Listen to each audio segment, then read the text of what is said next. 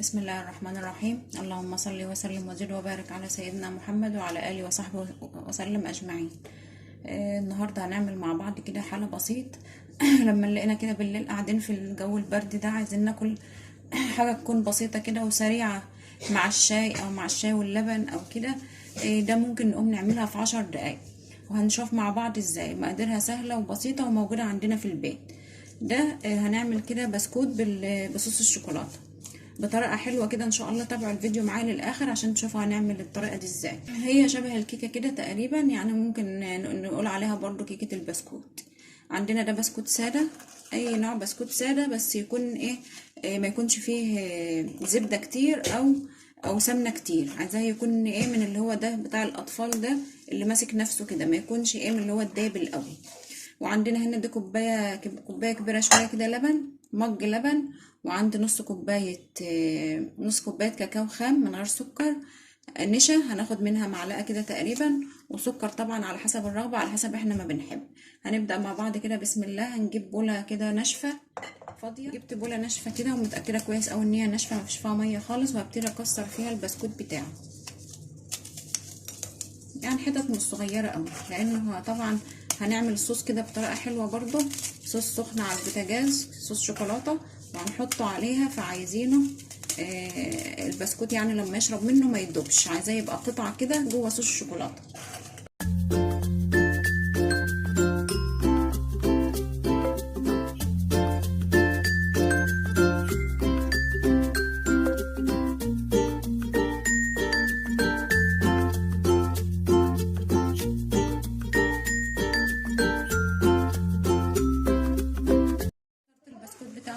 شايفين كده قطعه كده على قد ما اقدر، حاولت ان هي تبقى قد بعض في بوله اهو، وهركنه كده على جنب. لان انا هعمل الصوص زي ما قلت لكم سخنه على النار، وهضيف فيها اللبن بتاعي.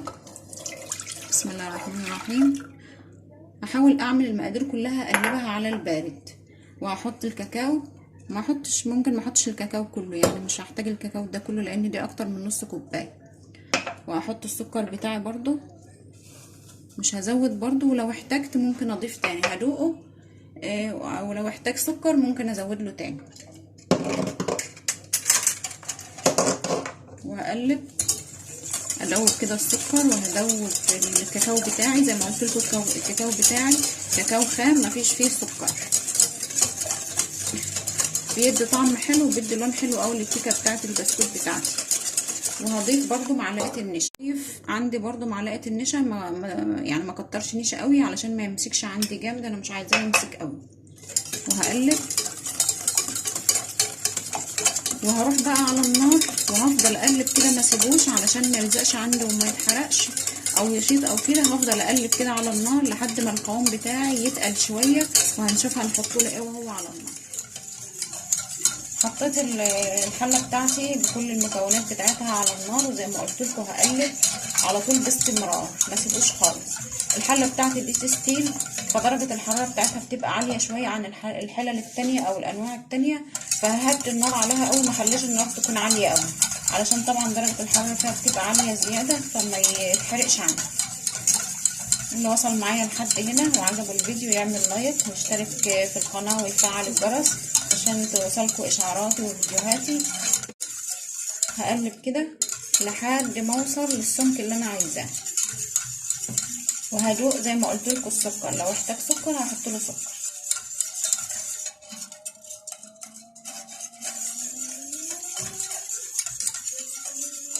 الصوص ده جميل قوي وهيعجبكم ان شاء الله، طعمه حلو قوي.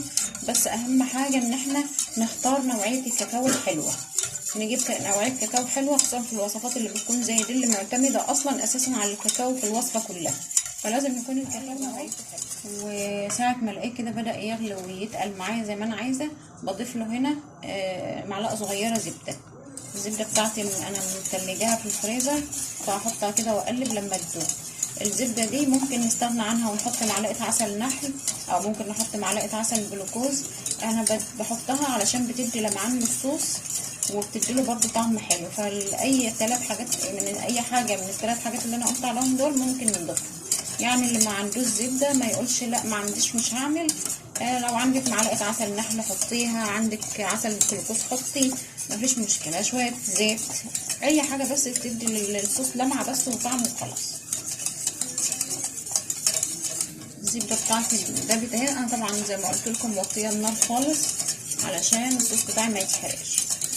هطفي عليه النار ومش هحطه على البسكوت هو كده، انا هحطه في بوله وهسيبه يبرد شويه، يهدى شويه. يعني انا هحطه على البسكوت لما يدفى القوام بتاعه يبقى يعني، او الحراره بتاعته تبقى دافيه. بتاعي اهو ما شاء الله جميل وملمسه وريحته تحفه وطعمه حلو قوي. انا قلت لكم ان السكر ده اختياري، لو انتوا دقتوه وحابين تزودوا سكر زودوا، حابين تزودوا عسل مفيش مشكله. انا الصراحه دقته وزودت شويه سكر.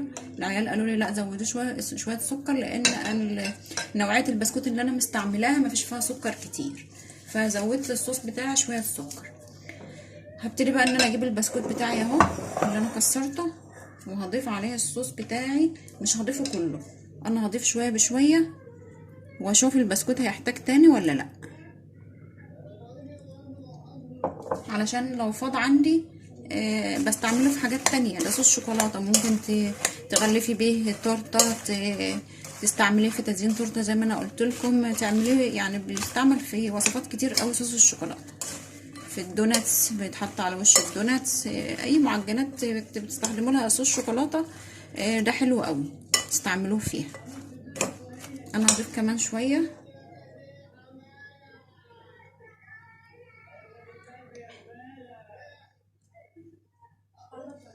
تقريبا هحتاجه كله يعني، بس برضو احتياطي هقلب كده واشوف لسه هحتاجه ولا لا. هحاول كده ان انا اقلب لحد ما اتاكد ان البسكوت بتاعي كله شرب من الصوص وتغلف بيه كويس قوي. انا كده خلاص ما عنديش هحتاج خلاص. يا اما اللي حابين تستخدموا كميه الصوص كلها ممكن بقى تزودوا بسكوت. اللي حابب يزود بقى في المرحله دي، حابين تزودوا فواكه انتوا اولادنا بيحبوها نزود، نزود مكسرات زي ما انتوا حابين. عندي هنا قالب اللي هو بتاع الكيك او الانجليش كده اهو، بطنته بورقه زبده اهو، بطنته بورقه زبده. ما فيش عندنا ورقه زبده نحط كيس نايلون عادي، المتاح عندنا. بس ده بيسهل عليا ان لان انا هدخله التلاجة مش هدخله الفرن، هيسهل عليا لما اجي اطلعه من القالب يطلع بسهوله وما يتعبنيش، وهتبقى زي ما قلت لكم شكل الكيكه او شكل التورته. وهقطعه كده لما يخرج من الفريزر. بحاول كده انزل كل الصوص وانزل كل البسكوت بتاعي دي، وابتدي افرده كويس بقى كده في القالب كويس قوي،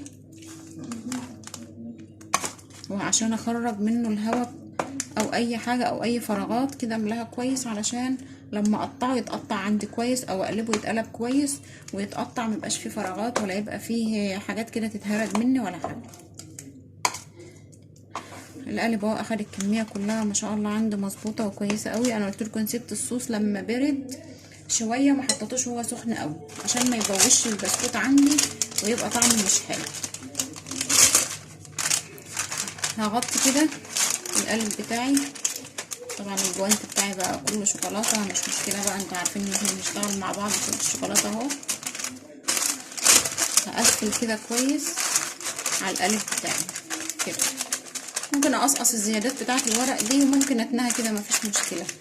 انا دلوقتي شايفينها اضغط عليها كده، هسويه برده كويس قوي وهدخله في الفريزر.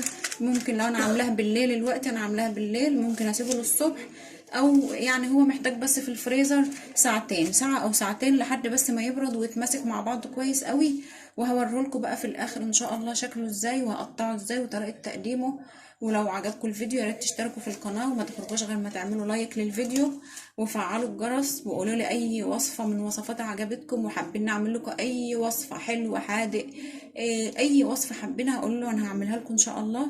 وان شاء الله انتظروني في اخر الفيديو بقى، هوريكم شكلها ازاي بعد ما خلصت وخرجت من الفريزر. والسلام عليكم ورحمه الله وبركاته.